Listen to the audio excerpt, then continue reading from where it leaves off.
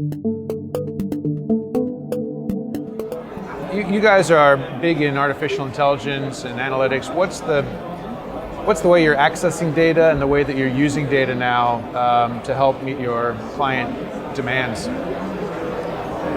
AI is a relatively new term, while being coined relatively new. It's been there for a long, as far as computing part. I think what changed is the executive sponsorships within financial institutions to intelligently address and understand what the data can provide. Right. Banks are sort of waking up to the fact they've got this treasure trove 100%. of data in their own servers, but they don't know how to access it. Exactly. Or even if they can access it, how to look at it. Yes, it's a lot of inconsistencies.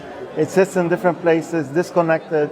How do you bring it together to make a knowledgeable information and gives you information whether if you're looking at the bank's internal operations or a client profile or risk exposures.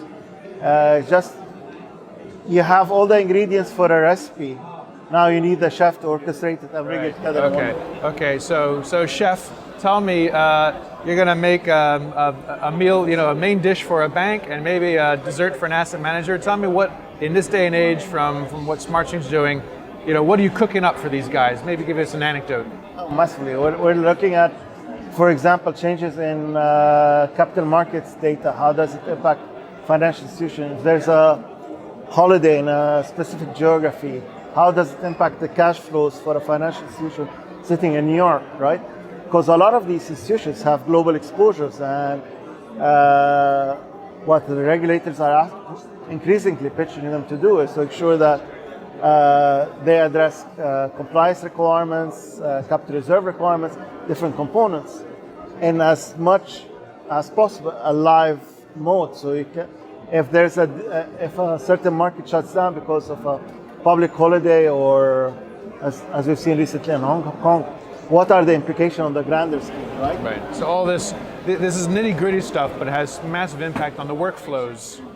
If you had to calculate all this stuff manually, it'd be almost impossible now, given the breadth and complexity of banking operations. Definitely.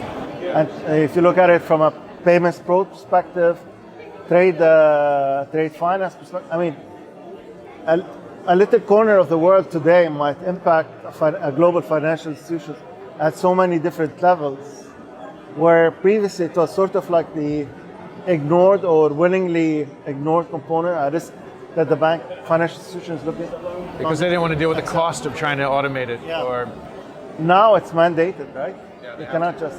Yeah.